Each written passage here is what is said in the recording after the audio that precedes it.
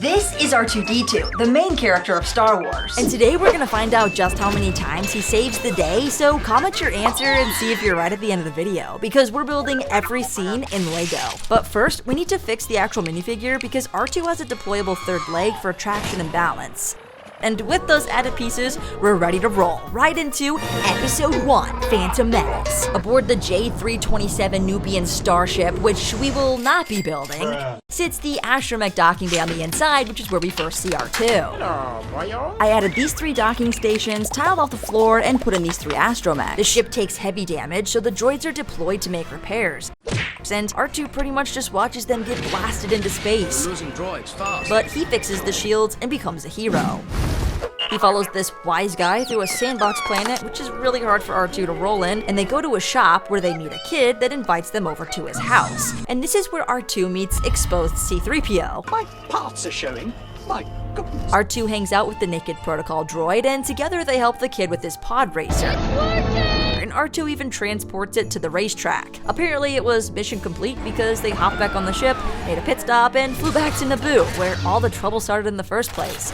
But this time, R2 has a new mission, babysitting. It should have been easy to just stay in the ship, but no. The kid had to push all these buttons, fly them into space, and R2 was like, for crying out loud, we gotta get this thing off of autopilot. Then they sort of crash landed inside of the enemy flagship and blows up the entire space donut. Everybody started celebrating, so R2 definitely got to join in on the credit, and he gets to hang out with Senator Padme for like 10 years, going to fancy dinners, shopping, and doing important stuff. Until he gets fireballed and oh, he's fine. They also left out R2 from this scene in the video game entirely, but anyway, on to Episode 2, Attack of the Clones. In need of Jedi protection, that cool guy Obi-Wan and Padawan shows up so that R2 could sleep really well that night. But Padme was almost assassinated, if not for Annie's Youngslager 3000, and the cool guy jumps through the window after the assailant. R2 was demoted to third wheel, and it was kinda awkward. But then they go do something fun and visit Annie's home planet, where he goes hunting, and R2 is reunited with 3PO, who finally has part covers. And while everyone was being sorta sad outside, he gets a call from that cool guy, Obi-Wan. But he's in danger, so C-3PO follows R2, follows Annie, who follows Padme like a puppy. And they end up in trouble.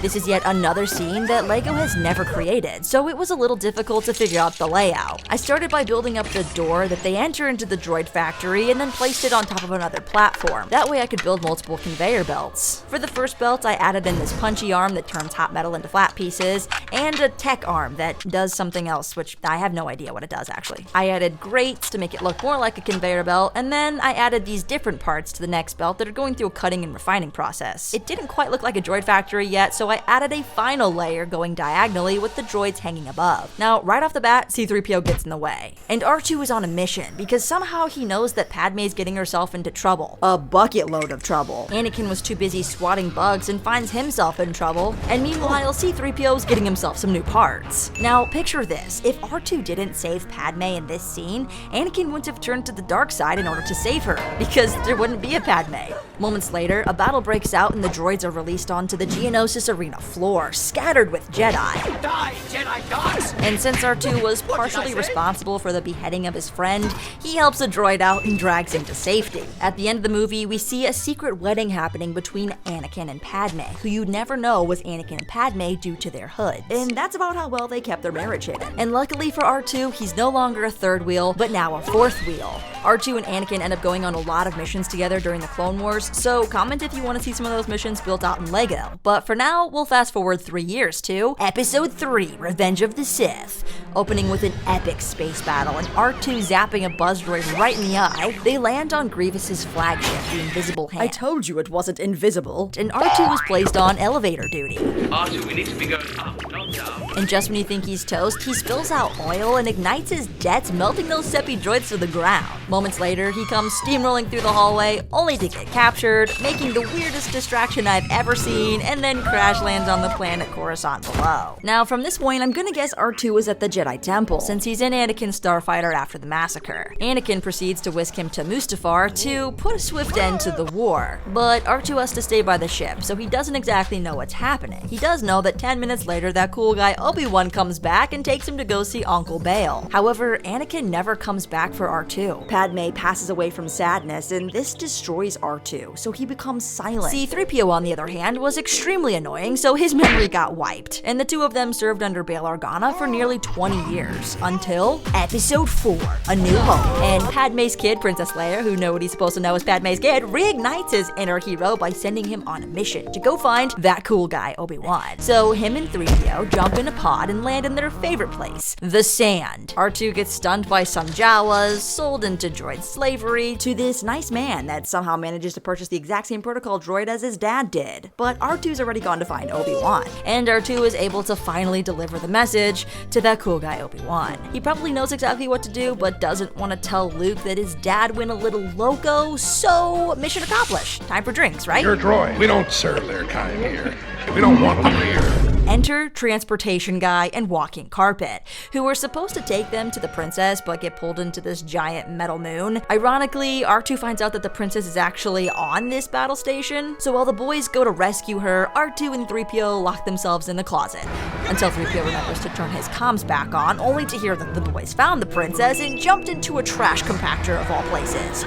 Brilliant. R2 saves the day again, but the real mission has just begun. They regroup with Bail's rebel organization on the planet Yavin 4 to deliver the actual message that was intercepted and uploaded into R2 in the first place. The plans to destroy the Death Star. This wasn't R2's first rodeo, and every moment leading up to this prepared him to fix Luke's X-Wing so he could make the shot and save the day.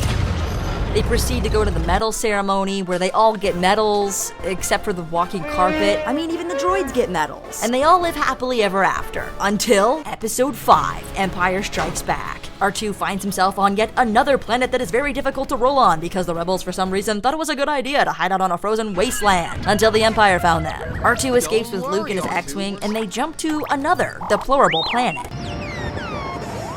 R2 lands in the mud, gets ragdolled by a swamp monster, and batted with a stick by a senile old frog. R2 realizes that it's actually Master Yoda from the Jedi Temple, and that he's gonna train Luke to become a wizard.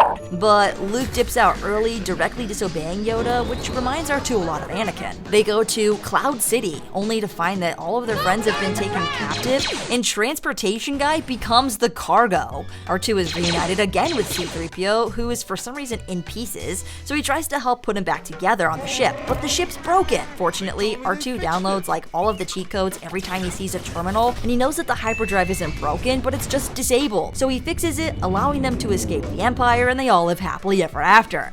Until... What, Maddie? Are you tired of me recording and you want to go home? Okay, we can go home right after Episode 6, Return of the Jedi. Apparently they couldn't live happily ever after without Transportation Guy, so R2 and 3PO are sent on a mission to go find the Rich Slug's palace where he's being kept. They board the party yacht, and R2 decides to blend in, but the sail barge was making such an awful sound. Like, legit, what is this? This is why they hover instead of rolling in the sand. Luke gives the signal, and R2 yeets him his lightsaber and saves Princess Leia from her chains. He realizes that 3PO has no clue what's going on, so he pushes him in the sand so they don't get blown up. They all regroup with the rebel forces and are sent on another mission to go to the forest moon of Endor. And I have no idea how R2 rolled through the jungle, but they find themselves in a bit of a tangle. So R2 whips out a saw blade and sets them free, only for them to be captured by furries. This time Luke and 3PO sort of save the day, and they convince the furries to help them fight the Empire. R2 tries to help Transportation Guy break into a bunker and takes one for the team. And since they couldn't get in, they all acted like they were surrendering just to surround the enemy. They blow up the bunker, which allows them to destroy the big metal bull too, and this time, they really did live happily ever after. Until the sequels, which we will not be covering due to time. But have you ever wondered what's inside of R2? Well, the answer is Kenny Baker, at least for the first movie. But be sure to let me know which episode was your favorite, hit the like button while you're at it, or else I'll send R2 packing heat to your mom's house.